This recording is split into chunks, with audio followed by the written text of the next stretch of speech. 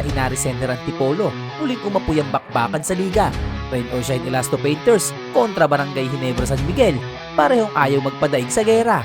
Dehado man sa tingin, Ross hindi natinag sa hamon. Sa dulo ng laban, sila ang nagbunyi sa ingay ng panahon. Palitan ng tres, sagutan ng bira sa bawat offense at depensa. Bawat galaw sa court, puno ng init at tensyon na matindi pa. Ngunit sa huling yugto, Ross ang mas naging matatag. 11-0 run ang bumasag sa Ginebra na tila nawala ng agwat. Si Jalen Johnson parang apoy kung sumiklab sa opensiba. 40 points, 19 rebounds, buong depensa ay kanyang binasag bigla. 6 na tres ang ibinaon na lalo nagpasabog ng laban, kasama pa ang clutch 4-point play na nagpayanig sa buong tahanan.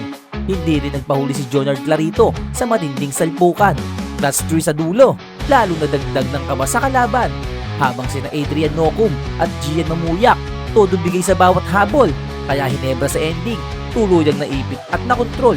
Kahit si Scottie Thompson nabukulan pa sa ulo sa gitna ng banggaan matapos masipa sa aksyon habang dikdikan ng labanan.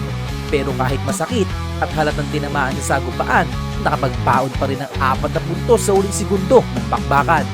Sabi nga ni Yeng Yao, sino ba naman kami laban sa paboritong tropa? Pero sa gabing iyon, Ross ang tunay na bida sa eksena.